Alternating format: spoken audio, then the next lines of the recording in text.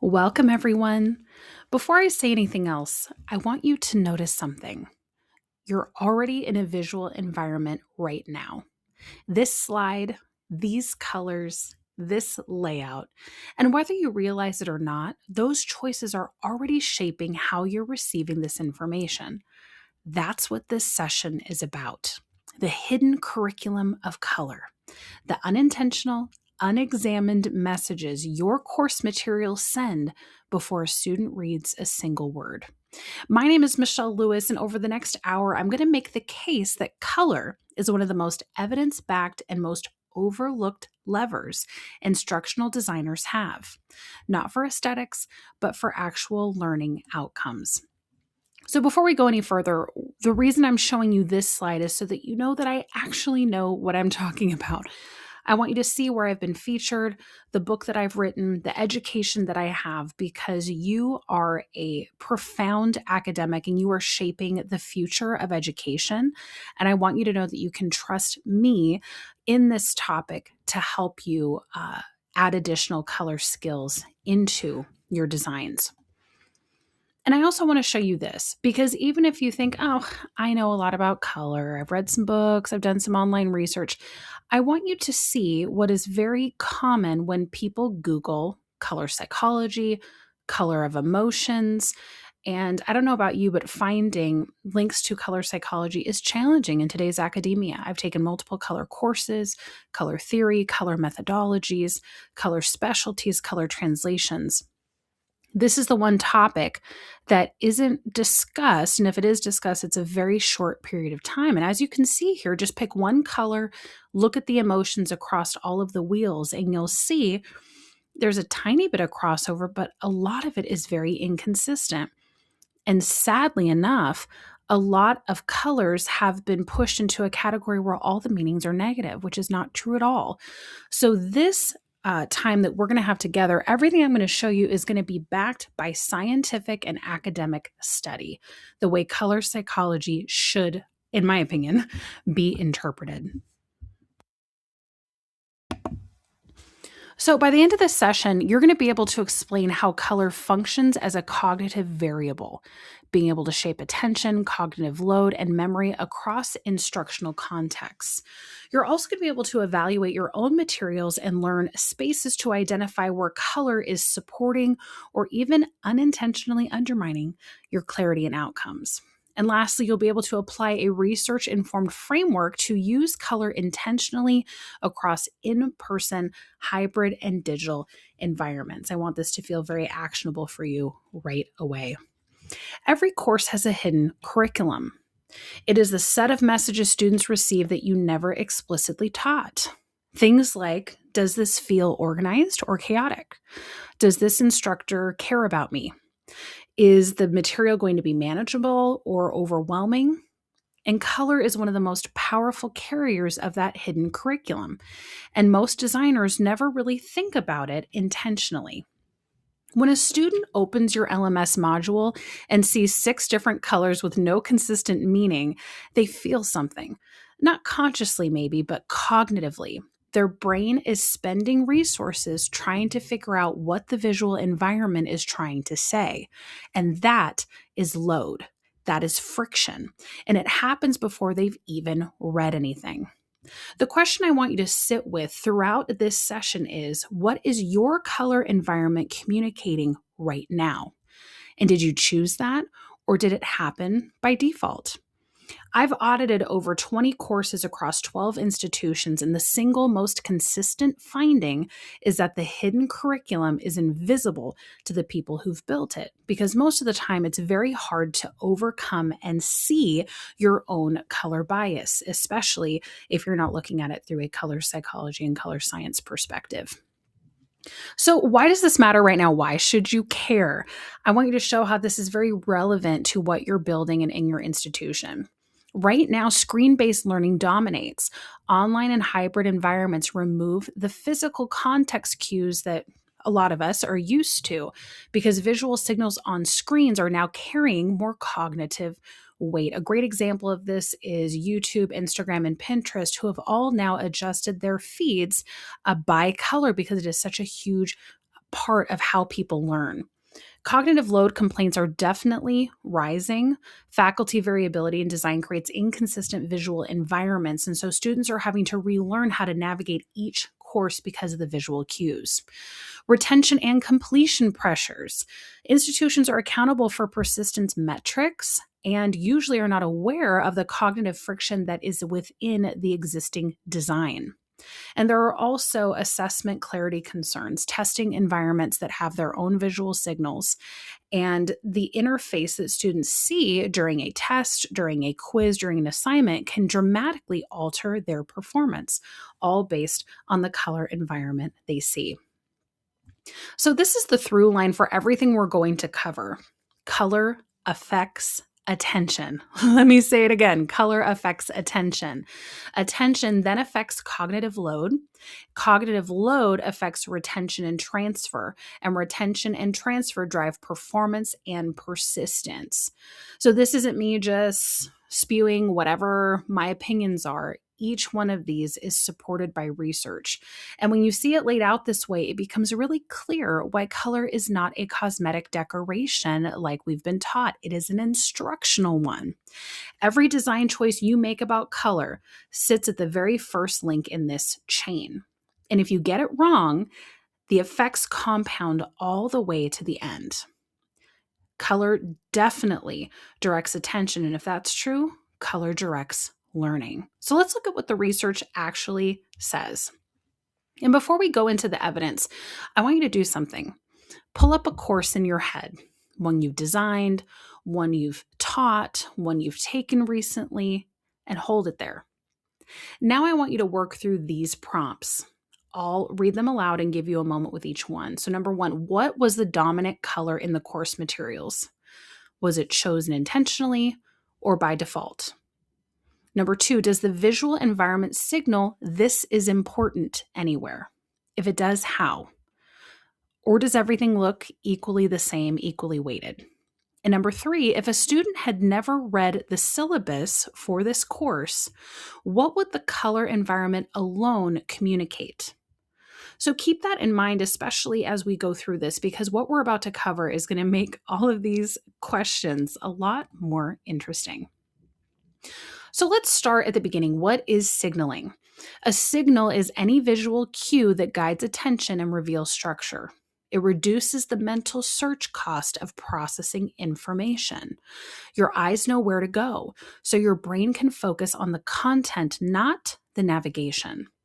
And color is one of the most scalable and lowest cost signaling tools available. You don't need animation, you don't need interactivity or any expensive software. A consistent color choice applied with intention does cognitive work and does the signaling. So here's the direct evidence. A 2024 study by Shi and colleagues looked specifically at color cues in video lectures, which is exactly the format many of us work in. Students in three conditions: no color cue, a single intentional color cue, and multiple color cues. Then they measured both retention, did it stick, and transfer, could they apply it somewhere new? Let's look at the retention scores. No cue was 7.62. A single cue was 9.88. That is a very meaningful gain from one intentional design choice. But then look at transfer. No cue, 9.81. Single cue, 12.69. The gap is even larger. So here's what I find most important about this data. Color definitely helped transfer more than it helped retention, which means it's not just helping students memorize, which is important, it's helping them build schemas they can actually use. Now let's move on and notice the multicolor condition. Retention and transfer both dropped compared to single cue. So that proves that more color isn't necessarily better. One well-chosen color signal outperforms multiples every time. So here's where it gets really interesting and important. Color cueing doesn't always help. There's a specific condition where it can actually make things worse. Skolmowski called this the guidance reversal effect. So check out this table. When color cues are present in both learning and testing consistently, students score highest. Retention 7.67, transfer 6.91. But when color is used during learning and then removed at test time, transfer drops to 3.22. That's worse than no color cueing at all. And why is that? Because the brain learned to rely on the color as a retrieval cue. When such cue disappears, the schema, that plan of implementation, is harder to access. The color becomes part of the memory itself. So the design implication here is pretty direct. Whatever color system you use in instruction, carry it into assessment. Cue architecture, especially when you use color, has to be consistent from teaching through testing. Okay, so far we've been looking at test scores. This slide is going to go deeper to look at what's actually happening in the brain. So when we look at perceived task difficulty, we can see that it is less when we utilize color versus when we put it into grayscale. When we look at the cognitive load index, we're actually seeing a pretty big reduction of 0.96 versus 2.05. Fixation duration is eye tracking and how long it takes the eye to work to find the information. So really, really interesting that color-coded video cut perceived difficulty from 5.71 to 4.28. And it cut physiological cognitive load, like we said, almost in half. Then it actually reduced the time the eye spent searching by nearly a third. So this isn't subjective color preference. This is really measurable brain and body response. Color doesn't just make something look better. It measurably reduces the cognitive cost of learning. And that's what we want. We want students to be able to learn our information, to metabolize it, to apply it. And one of the ways we can do that is with strategic color choice. So let's apply what we just covered. I want you to look at these two slides. They're the same exact content, but they have different visual approaches. So in slide A, I want you to count the issues. Just do an overall look, couple keywords. What do you think? And just look at the content. Don't really look at the design. How many distinct colors are there? Is there any consistent meaning to them? Where does your eye go first? What does the important star mean? And how do you know? Take just a moment and look through it. Now let's look at slide B. Same topic, two colors. Each one has a job. Amber means title. Teal means content item. Gray means reference. Your eye lands in the right place immediately when you look at this slide. So the problem in slide A isn't that it's ugly, it's that every color is doing its own thing. There's no signal, there's no job, it's just noise. And the brain has to spend energy decoding the visual environment instead of just working with the content. So we've talked about attention and load. Now let's bring in the third piece, memory. Why does color affect what we retain? So let's look at attention. Color directs the first major impact of where the eye goes. What gets attention gets encoded. It's that simple. This is a huge statistic when it comes to marketing and sales, especially with social media and ads, because we have less than a second for a viewer to be able to process the information and either keep their attention and make an action or to hop off.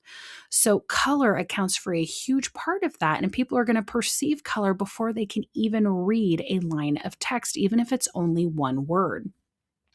Then we go into emotional salience. Color triggers mild affective responses. So that's not dramatic emotion in this case, it's subtle valence. Emotionally marked content is preferentially retained. So that means that the brain tags it as worth keeping, especially important when students are learning and trying to organize information. Color helps them categorize. Then we get into organization. Color helps us create structure. And structured material is dramatically easier to retrieve. Think about using highlighters in a textbook. It's an easy way to be able to structure your material. What's really interesting here is that 56 to 57% of medical students in a study identified red as the most effective color for memorizing, and keep that word in mind, memorizing difficult material. So it's really fascinating to see how this works in different applicable contexts. Okay, so now let's get into a little bit more research. I know it's been a lot so far, but it's really important to me that I prove these things to you. They are backed up by data. And this is where the research gets most counterintuitive and most important for designers who build quiz and test interfaces. Elliott and colleagues in 2007 found that brief red exposure before an achievement task can impair performance. Isn't that interesting? Remember what we just saw on the last slide about memorizing. So now it's saying that brief red exposure before an achievement task, like a quiz, can actually impair performance. Not seeing red during a task, seeing it right beforehand. And that's because it's going to activate avoidance motivation. Students are going to pull back slightly, they're going to take fewer risks, and they're going to perform more cautiously. Not what we want when we are testing their knowledge. Think about what most quiz interfaces look like. Usually, it's a red timer, red error states. Unfortunately, we've built assessment environments that may be actually working against our students before they've even answered the first question. On the other side, the medical education data I just mentioned is very compelling. Students using those color-coded study materials scored 86 and 74% compared to 70 and 67, an average gain of 11.5 points, all from color organization alone. Isn't that incredible? The consistent thread across all of this is that color affects performance in both directions, and strategic use can dramatically improve outcomes. Careless use can undermine them, and that's not what we want to do to hamper our students. So let's talk about in-person learning, where we already are seeing a lot of color. It's true that color is not just a digital phenomenon. It operates completely differently in an in-person environment. And what really blows me away is instructor clothing.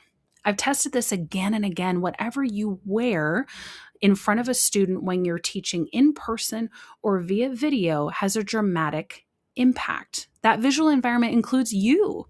The research on environmental color and physiological stress is real, and that extends to what the instructor brings into the room. You can be very strategic with the color you choose to wear to actually support what you are teaching. Pretty incredible.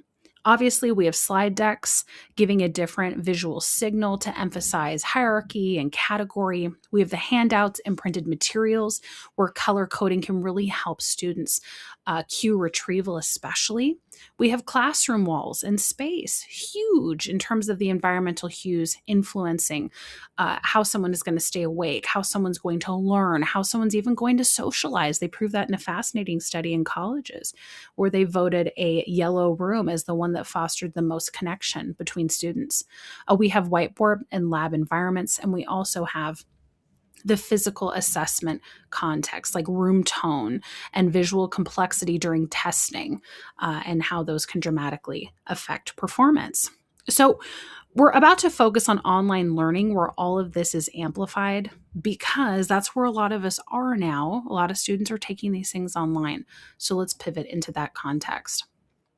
So in a physical classroom, color is one signal among many, right? You have the instructor's presence, the room layout, the ambient sounds and lighting.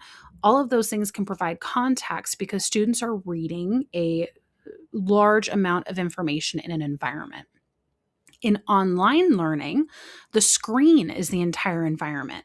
When a student logs into your LMS, the color, layout, and visual hierarchy of what they see is the sum total of their instructional context. There is nothing else to take into account. So that means every careless color choice, every inconsistent signal, every decorative decision that was never really a decision, just happened, it all carries more weight online than it ever would in a classroom. So the 7 touch points on this slide: LMS module headers, slide templates, recorded lectures, Zoom backgrounds, quiz interfaces, discussion boards, feedback styling. Every one of them is an opportunity to either reduce cognitive load or add to it. All right, so we're going to talk a little bit more about instructor presence. Please understand this is not about fashion. You don't have to wear certain things, but I do want you to be aware of the signaling. When an instructor appears on camera, they are part of the visual environment. And the research on environmental color and physiological response tells us that warmer, more muted tones, so think darker, correlate with psychological comfort and openness. So this is going to be a condition where learning is most likely to happen. And the 4 signals on this slide map to the documented effects. You have authority. Structured, high contrast presence helps learners orient. You have emotional safety, warmer tones that reduce perceived threat and are more personally engaging. You have cognitive readiness. That's the visual alignment between the instructor and the content type.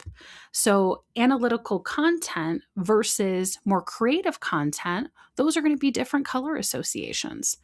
This reduces ambiguity about what kind of mental engagement is expected. What are they pulling from? Are they imagining or are they recalling? Really important to adjust your color choices accordingly. And then there's trust. Consistency between how you appear and how your materials look signals coherence. So this doesn't mean that you need a wardrobe strategy, although you may make some different choices in the future, but it does mean awareness, the same awareness we're building about everything else. All right, so let's look at this before and after. This is a great example of the same content. It's the same course, but it's 2 different visual environments. So let's look at the before column. 7 colors, no consistent meaning, a holiday reminder in yellow at the bottom, and ask yourself which item here is the most important. You can't really tell because maybe you're going to the quiz, maybe the assignment, but you're also looking at the important announcement and getting a little bit confused.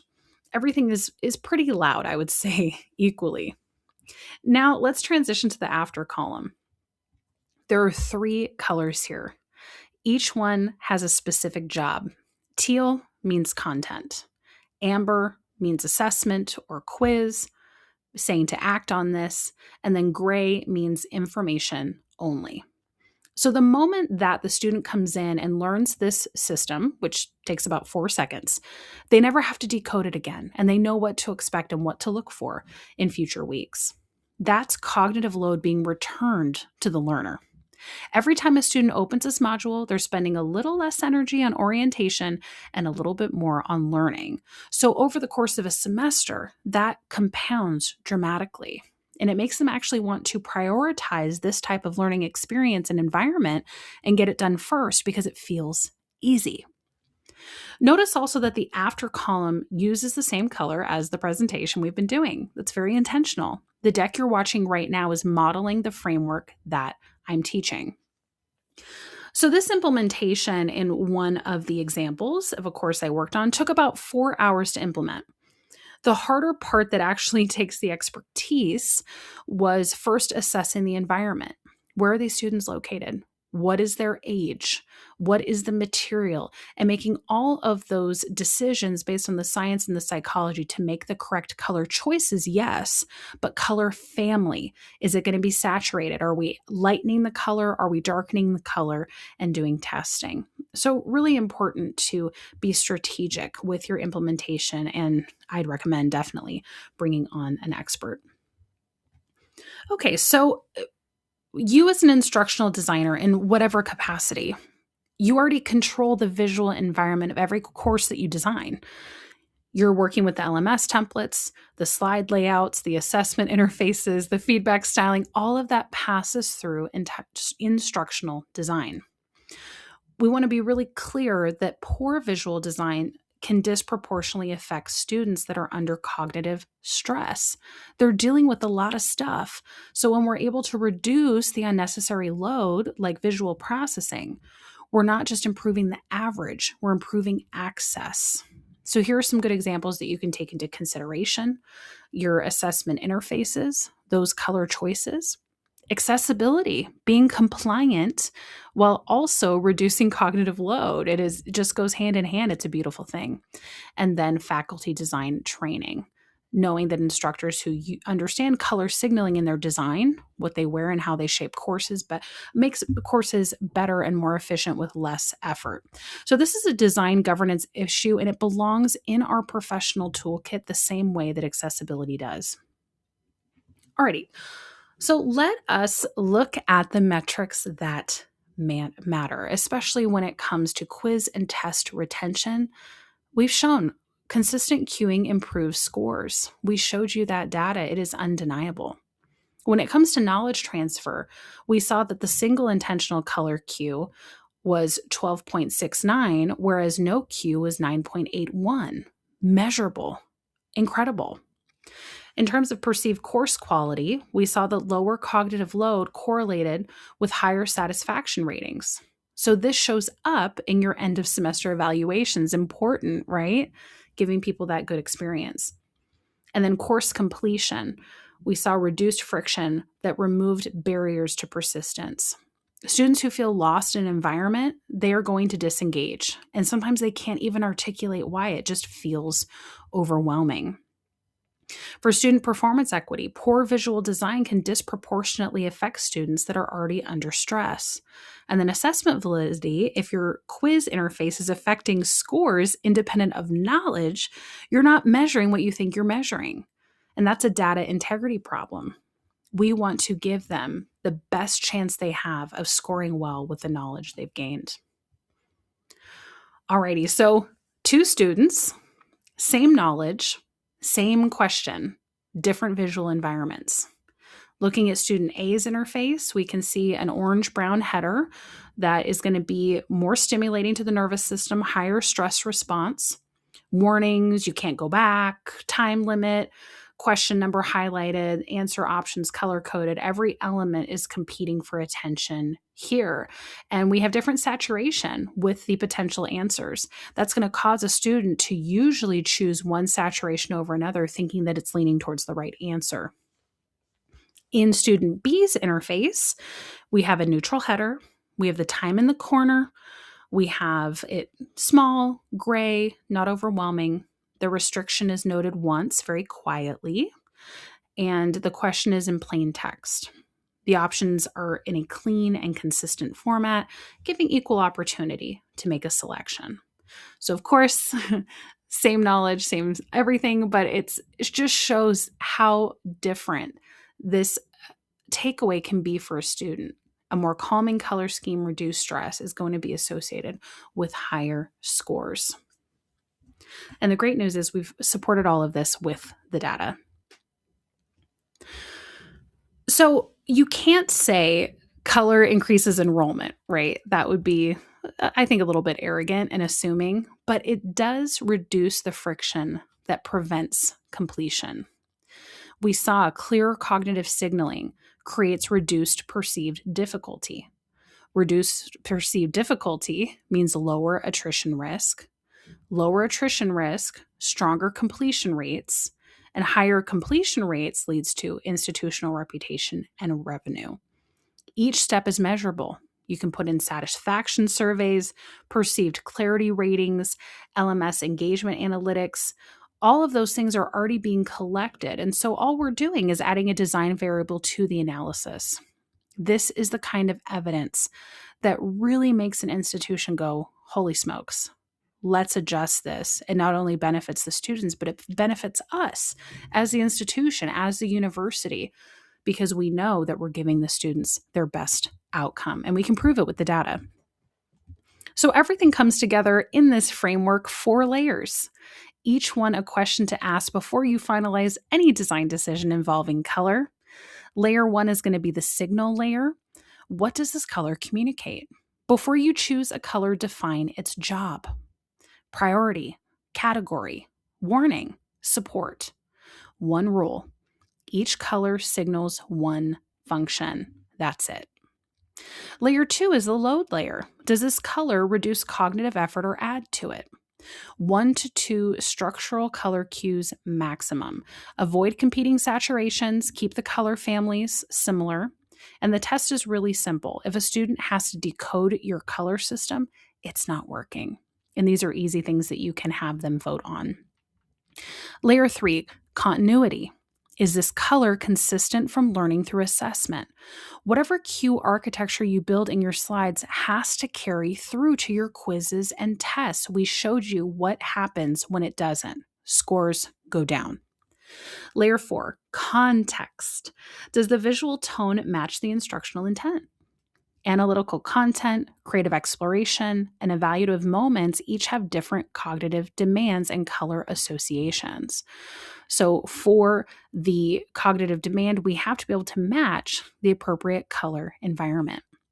So, these 4 questions are the diagnostic lens. What I've found in practice is that most courses fail usually on one main layer, not necessarily all 4.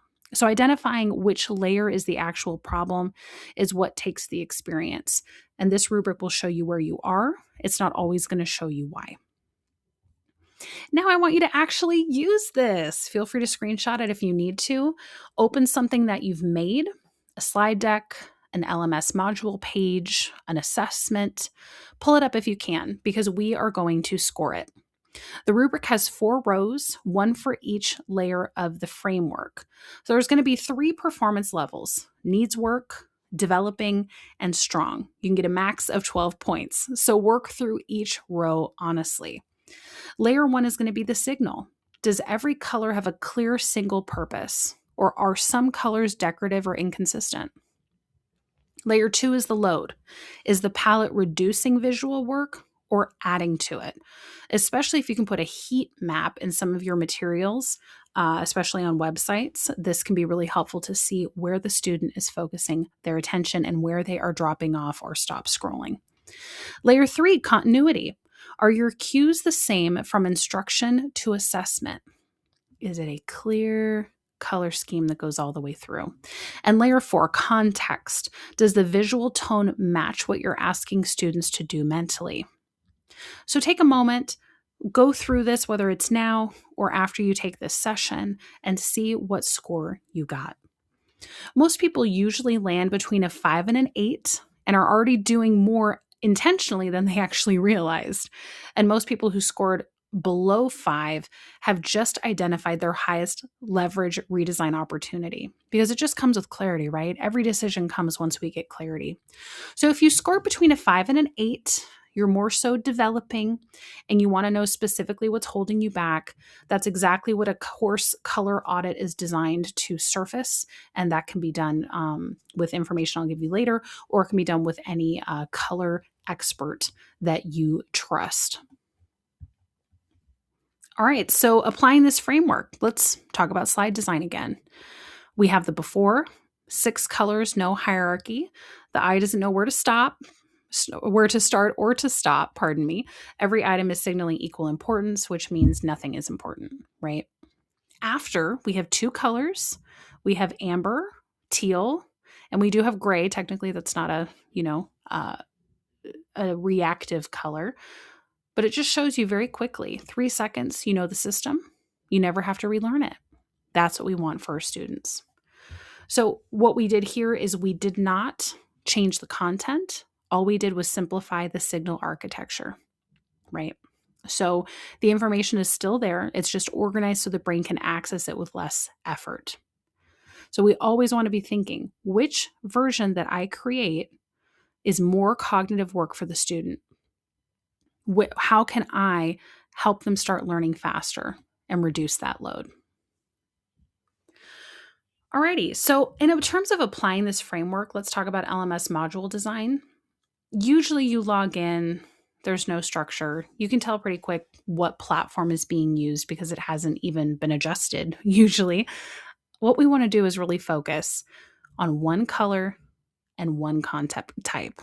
Having our readings be very neutral, having our videos have a specific color association, having an assessment with potentially the same or a slightly different association so that they know what's learning and what's testing, and we never want to swap. We're going to work on navigation hierarchy first. Figure out, what are your headers going to be? Are they going to be darker and bolder and make the body lighter? That's usually a very easy thing to read. And for your calls to action, use that single action color. We also want consistency from module to module. Week 1, week 10, they should look exactly the same. We want to avoid festive color injection. That means holiday themes, rotating banners, all of that's going to reset the visual system. So we just want to keep it the same and consistent throughout the year. And then for assessment pages, we want them stripped back a little bit. We don't want as much color. Let's remove the color from the quizzes, keep the neutral backgrounds, and know that that reduces performance interference so the content can carry all of the weight. So in terms of applying the framework, the key finding at the top of this slide is worth reading out loud. Color cues removed at test time caused transfer scores to drop from a mean of 6.91 to 3.22. That is a 53% reduction from the simple decision of stripping color cues at assessment and not keeping the color continuity.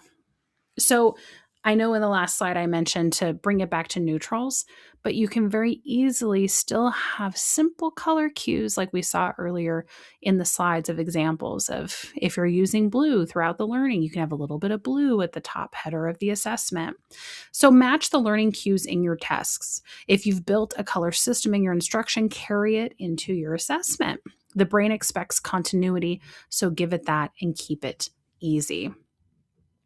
We want to make the interface surrounding those assessments and questions neutral like we talked about, and we want to just utilize color very intentionally on key pieces. We learned, especially with using color intentionally, not reactively, that a targeted color before a task can boost alertness, but using broad anxiety-inducing interfaces work against the students. So the context really matters. And then lastly, we want consistency. That's our measurement validity. And if your interface is affecting scores independent of your knowledge, you can have a construct validity problem, which we want to avoid. I've run versions of this in multiple instances, and the results were consistent enough that I've turned the measurement framework into a replicable protocol. So if your institution's interested in running a structured pilot with external benchmarking, that's definitely something we can talk about. So what does this look like in practice? How are you going to actually implement this into your curriculum? The great news is that you do not need a department-wide initiative to test this. You need 2 sections of one course and 45 minutes with a faculty member. So the scope here is that you're going to apply the 4-layer framework to slides, 1 LMS module, 1 assessment, and video visuals. That's the intervention. Then you're going to measure retention quiz scores, transfer items, a 3-item perceived difficulty survey, time to completion from LMS analytics, and student clarity ratings. That's it. No new technology, no new budget, scalable to any department based on what you find. It's really important to know that 45 minutes teaches the signaling principle in the 4-layer framework. So it's an incredible thing that once you start looking at it and measuring, you're like, oh, I get this, and it becomes part of that measurement system for the success of your course. Really, really cool. So like I said, no new technology. This is not going to be a platform change. It runs on what you already have. It's very scalable across departments. It improves faculty design fluency. It strengthens accessibility compliance, which is huge because we're forcing, high contrast, redundant queuing. We're satisfying WCAG requirements simultaneously. It's a win-win. We're also addressing equity and cognitive load. Really important. And it's measurable in one term, really quick, really fast. So before we close, I want you to do one last thing, and I want you to be specific. Write down 1 material you will look at this week with new eyes. Not my courses in general. Name the specific slide deck, the specific module page, the specific assessment. Write down 1 color you will remove. Or if you have no color, write down 1 color you will purposely add. Identify something that might be too decorative, too redundant, maybe not cueing anything at all. It exists in every course, so try to find yours. And if you don't know enough about color psychology, find a proven science backed book, course, or teacher. Really important that you learn from someone who has studied this so that you can put it in correctly. And now write down one cue that you will standardize. Pick one content type, whether that's readings, assessments, key terms, and commit to one consistent color for it going forward. These are small decisions, but small decisions applied consistently are what a design system is. And a design system applied at scale is an institutional outcome. And that's what I want for you. Color is so powerful. It's so amazing. It's why I've devoted my entire professional career to it. And the truth is, when it comes to you, color is already shaping learning outcomes in your courses, whether you mean to or not. So the question is it accidental or is it intentional? Institutions that standardize visual signaling improve clarity, consistency, and learning efficiency without any new technology. It's incredible. No new budget, just awareness, a framework, and a design standard. It is a solvable problem. And all you need to do is develop awareness around it and see what you can do to improve your curriculum for your student. This is all for the student. If we can use a color to help them learn, to help them test, wouldn't we? And that's what I am most passionate about and why I've brought this to you today. I hope this has been instructional and informative.